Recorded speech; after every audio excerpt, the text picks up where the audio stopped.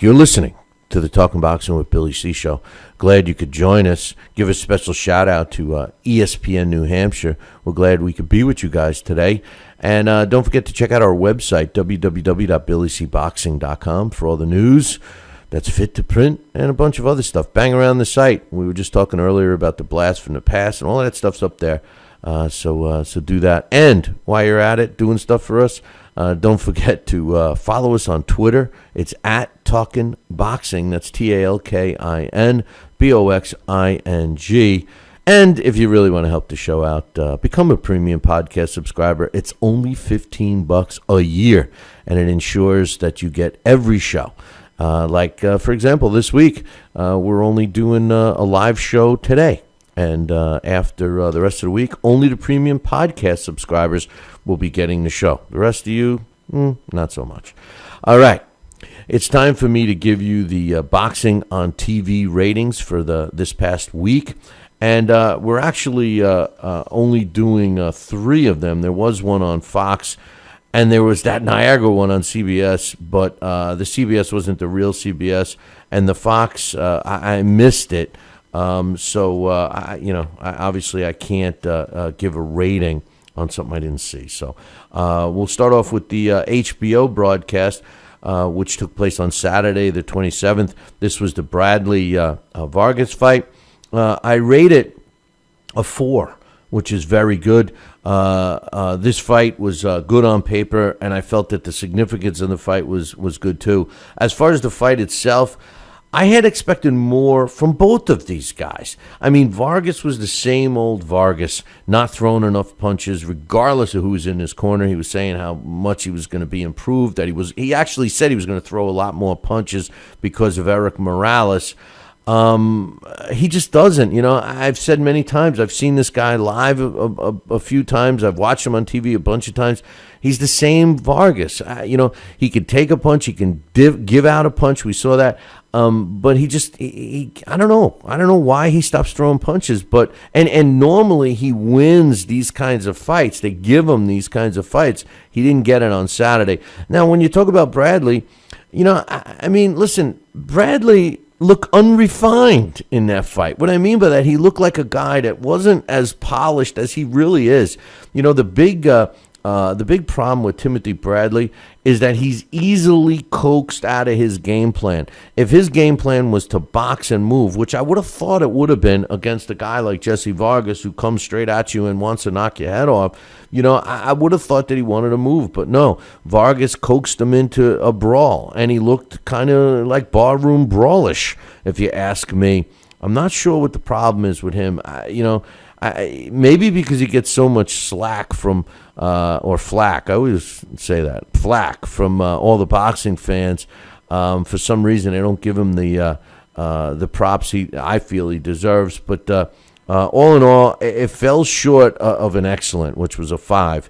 But I felt that the fight was a 4. I gave it a very good. As far as the undercard goes, I thought that this fight was entertaining, and it was perfect co-main event on a cable network. I think it was a great test for Oscar Valdez, who's a non-stop puncher. It showed that when he got in there with an experienced veteran like Ruben Tamayo, that it takes more than just overwhelming your opponent at sometimes. I like this fight because I think Team Valdez is moving this kid perfectly.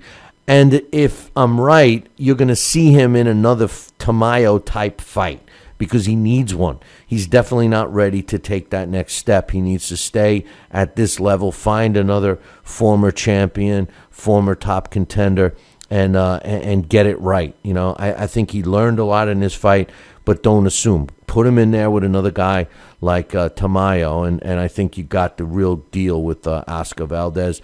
All in all, I rated it a 4, which is very good. As far as the crowd goes, I score that a 5, an excellent. The crowd was large and they were animated, which is what we want for all boxing events. I had to give it a 5, which is, like I said, a 5 is an excellent. So good job there.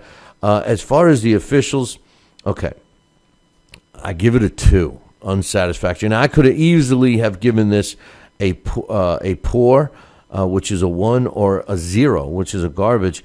But on this card, everybody did a good job. The scores were right. The judges were right. And even Pat Russell did a good job up until the blunder. He clearly had a blunder at the end of the fight, which I agree was a huge mistake, and it shouldn't have happened. There's no excuse for it. But because of it, I have to rate unsatisfactory, which is a 2. But make no mistake, in my opinion, the outcome was not going to be any different. It doesn't change the fact that Pat Russell made a mistake and ended this fight 4 seconds prematurely. The official time was 2:56 instead of obviously 3.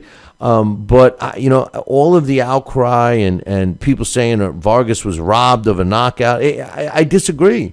I mean, even like I said, Bradley never hit the canvas. It was it unsatisfactory 100%. Pat Russell effed up. There's no question about it. I rated a 2. As far as the commentary is concerned, I scored a 4, a very good. The guys were good. I honestly think it's time for HBO to make a change and bring in someone new as their ringside analyst. Roy Jones Jr. is just awful. There's no sugarcoating it there. And to be honest, I'm not a fan of Andre Ward. Andre Ward was the guy there this weekend. I do like the way Ward always makes sure the attention is on the fighters and not him. That I respect. But the way he delivers his comments sometimes makes it seem like he still thinks who he is, when we all know that he's become one of the biggest divas in boxing, aside from Floyd and Cotto. But again, he's more tolerable, at least to me, than Roy Jones Jr. But I couldn't rate this any higher than a 4. And to be honest with you, I may be giving them a gift there too. But all in all, I thought Jim Lampley and Max Kellerman did a good job, which I thought that they had been slipping, even though the last couple of HBO broadcasts, I thought they did a good job. So when you add it up, it comes out to be 19, which averages to 3.80, which is a rating of very good. Averages out to a very good. So the next one was the Showtime event. That took place on Friday the 26th. As far as the main event goes, I scored that a very good. I gave it a 4. The Dominic Wade Sam Solomon fight was good on paper, and despite Solomon's awkward style, I felt that it was entertaining. I do think that Solomon is one-dimensional, and I think that if Team Wade watched any of his fights, they should have been ready for him. And to me, Wade wasn't. He didn't know what to do with this guy. He got the win, but he showed me that he's still a work in progress. I rated a 4, which is very good. As far as the undercard, listen, man, I wanted to give this a unsatisfactory or even worse. I gave it a 3, a satisfactory. The undercard was nothing less than a joke in terms of the matchups.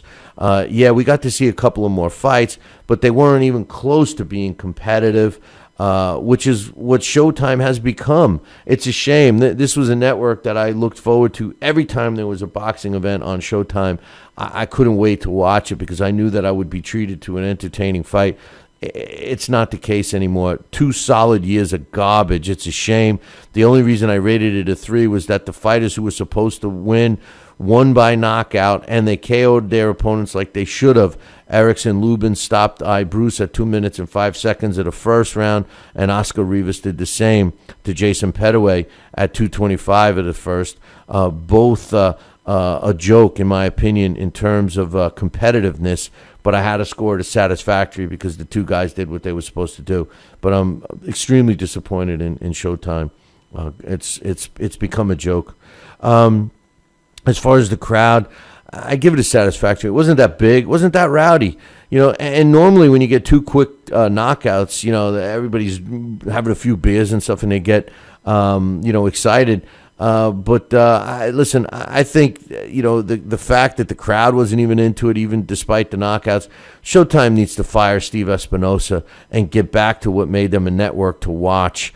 Steve Espinosa, whether he's just a puppet for Al Heyman or whatever the problem is, he's a gutless piece of garbage, and he doesn't know a left hook from a fish hook, and he's destroying boxing on Showtime. Can't sugarcoat it. That's the way I feel. I scored a 3, which is satisfactory. As far as the referee, the official's job, I scored a 2. We got another unsatisfactory. I think that referee did a great job in taking control of the Rivas-Petaway fight.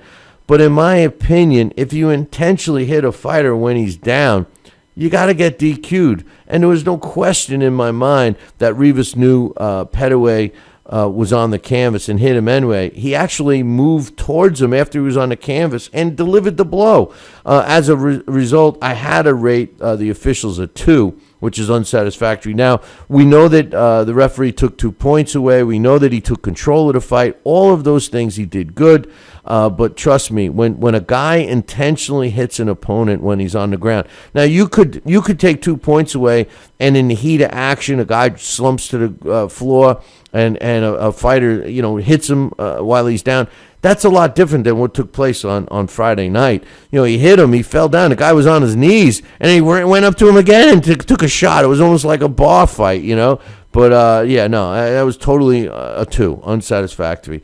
And as far as the commentators, listen, at best I could give it a 3. Barry Tompkins and Steve Farhood are I think they're one of the top duos in broadcasting today. They're definitely the best Showtime has to offer, but even that can't make up for a terrible undercard and an ugly main event. It was an ugly fight. I rated a 3, satisfactory. Added up, comes out to be 15, which averages out to a 3 on the nose, satisfactory. And finally, the last TV ratings I'm going to do is for the True TV channel.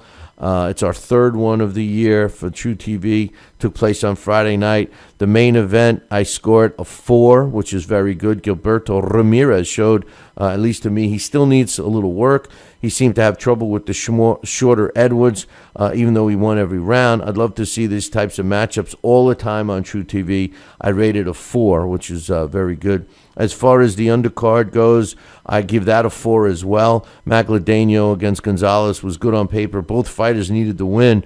I thought Diego Magladeno would have controlled the fight better than he did, but it seemed like Gonzalez had enough by the 7th round, and in my opinion, after receiving a legal body shot that was ruled as a low blow, he decided to call it a day, giving Magladeno the TKO win. Which, like I said, I rated a 4. Very good. By the way, if you get that bad from a low blow, that you're rolling around on the canvas and you can't stand up, you're going to know right away that you're not going to be able to continue. I thought it was a bit of acting, especially when I got to see the replay and it wasn't even a low blow. It didn't, unless it was a different type of an injury that I didn't hear about. But as far as a low blow, which was called, I don't know. As far as the crowd, I scored a 4. It was a good sized crowd. They were into it. But hey, when do you hear anything different in the state of Texas? Every time there's fights in Texas, the crowds are good and they're always into it. So can't complain there. As far as the referee, listen, the officials, because of the referee, Louis Bobone, I score the officiating a 2, unsatisfactory. He missed a call with that body shot. He ruled it a low blow, which it was not. Add to that he kept telling Gonzalez, get up, but take your time. Get up, take your time. It seemed a little weird to me. He missed it.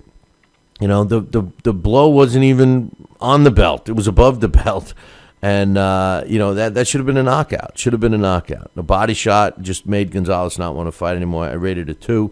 As far as the commentating is concerned, I scored a 3. I liked the crew, except for the girl, man. What was her name? Christina or something like that.